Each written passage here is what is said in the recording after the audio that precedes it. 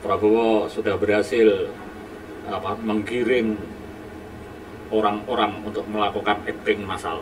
Pertama, kedua, munculnya semangat untuk self film, membuat film sendiri. Ya, diperlukan sutradara-sutradara yang melalui piawai. TikTok.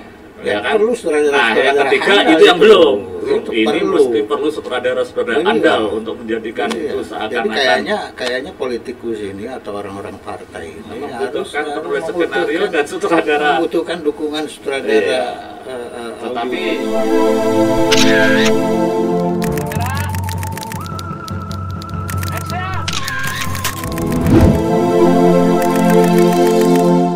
itu kan dampak dari debat ketiga capres kemarin itu kan seru tuh ya, karena ramai netizen menangis tonton Prabowo diserang Anies dan Ganjar di debat capres, ya kan? Itu terutama banyak yang menyampaikan simpati dan dukungannya terhadap calon presiden nomor 2 yang dinilai mendapatkan serangan bertubi-tubi oleh kedua paslon lain. ya. Gitu. Ya. Dan itu rata-rata simpati itu datang dari kalangan perempuan. Iya, jadi sebelum itu kan sebenarnya sudah banyak yang nanggepin, Bung Adi. Ya, memang.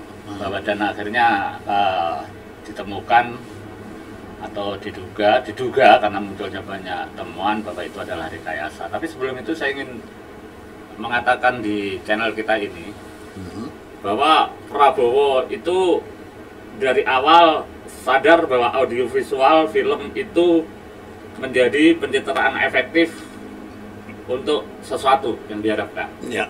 Ya kan? Kita tahu bahwa di awal kemunculan Prabowo sebagai politikus waktu awal-awal melahirkan Gerindra dulu, dia banyak membuat film iklan. Oke. Waktu itu sebagai ketua himpunan tani dan nelayan atau apa yang HKTI. yang slogannya pakailah produk-produk kita sendiri para petani, gitu kan. Setelah itu kan kemudian muncul video-video yang memang bagus dibuatnya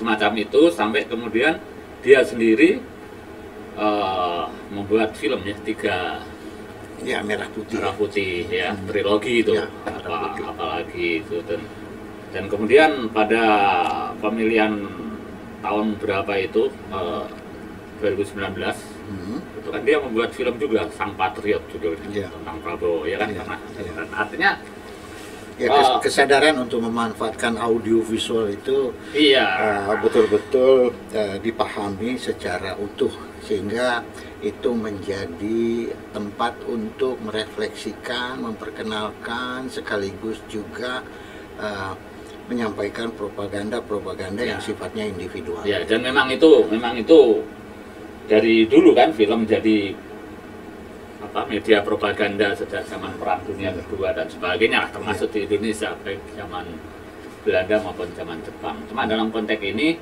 ketika film itu berbiak menjadi ragamnya banyak, termasuk dalam bentuk snack video, TikTok, segala macam, termasuk yang di media sosial ini, maka itu juga bagian dari film sebagai sebuah audiovisual, sebagai sebuah gambar hidup kan, gitu kan, yang memang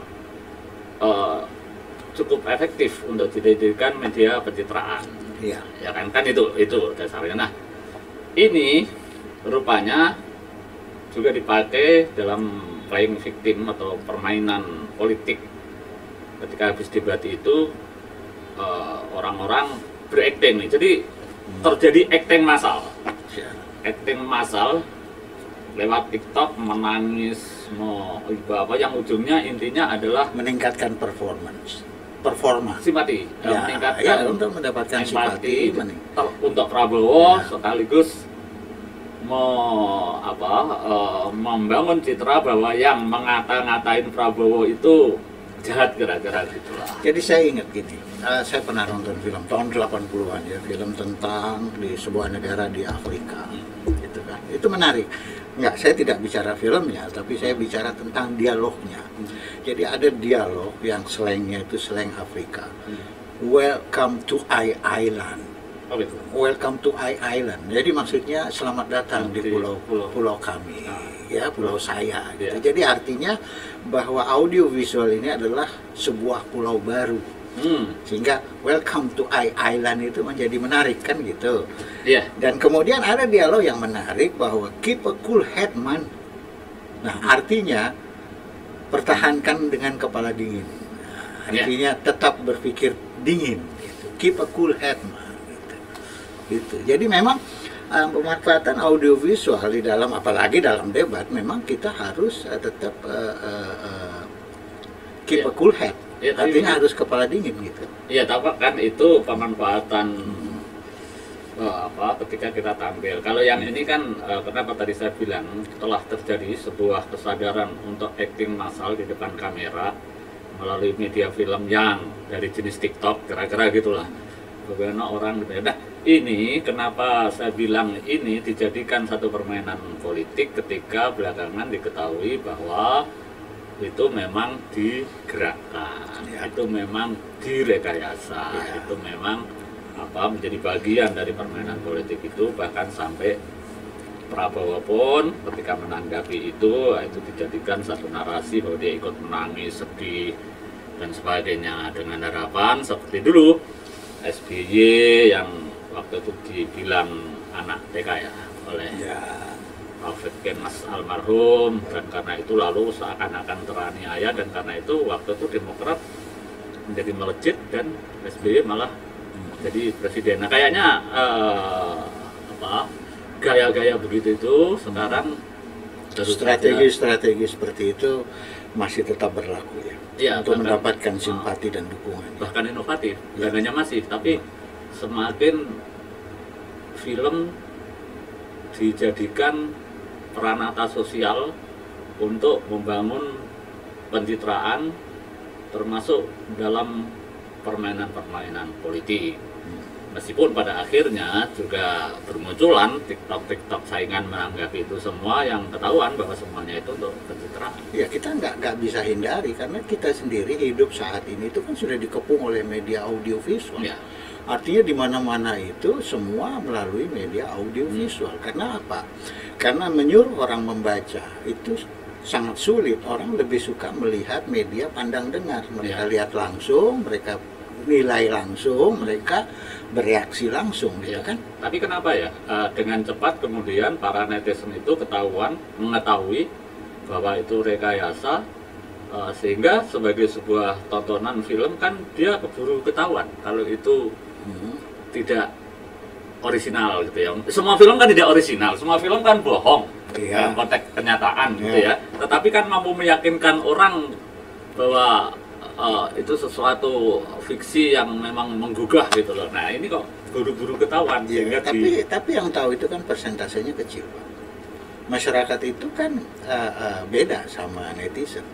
Itu loh, masyarakat secara umum. Bisa jadi ya. Itu kan persentasenya kecil gitu loh. Jadi tetap aja masyarakat yang sudah percaya bahwa sudah simpati, sudah ini akan terus. Karena tangisan-tangisan itu tadi.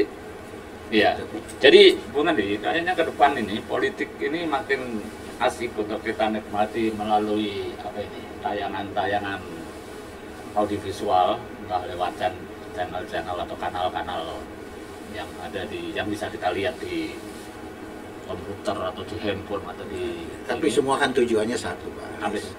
Ya mendapatkan suara masyarakat.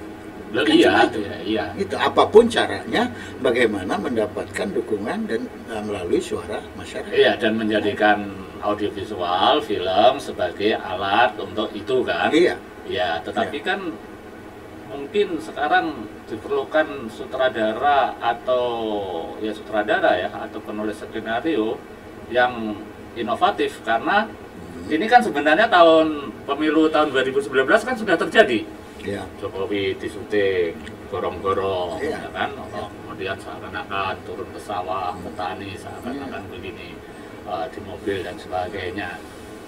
Ketika skenario-nya, ketika penyutradaranya masih sama dengan kemarin, akibatnya ini cepat ketahuan.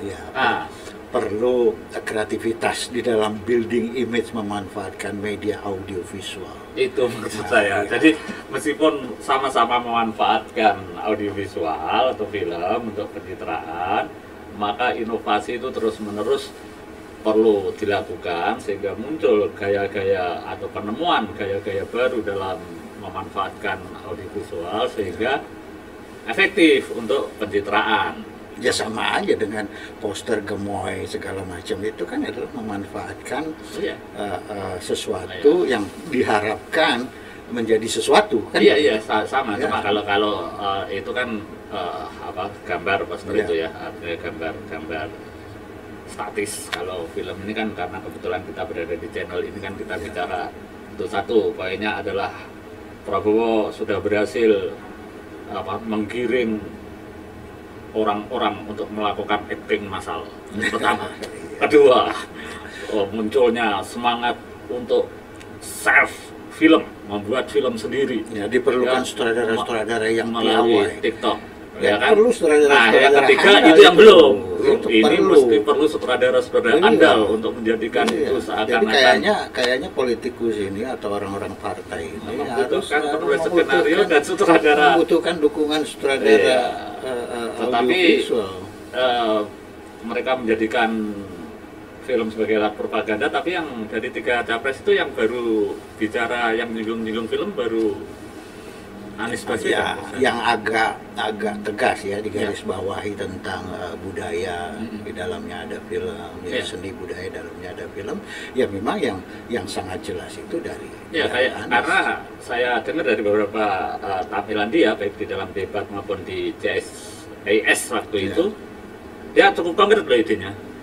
Jadi membangun rumah-rumah budaya di seluruh dunia. Iya, di kedutaan-kedutaan itu, lalu di sana terjadi satu kegiatan-kegiatan kebudayaan yang dibiayain oleh negara, tetapi gunanya adalah untuk diplomasi budaya yang akan menjadi bagian dari diplomasi politik dan sebagainya. Ya kita lihat aja. Itu kan ide. Artinya itu kan pemikiran visioner ya. Artinya pemikiran ke depan. Tetapi itu bisa terwujud atau tidak kan jika memang beliau menjadi presiden. Menjadi makanya, nomor 1. Tapi pemikiran itu menarik. Maksud saya itu ini pemikiran yang rasional, menarik, mudah diwujudkan.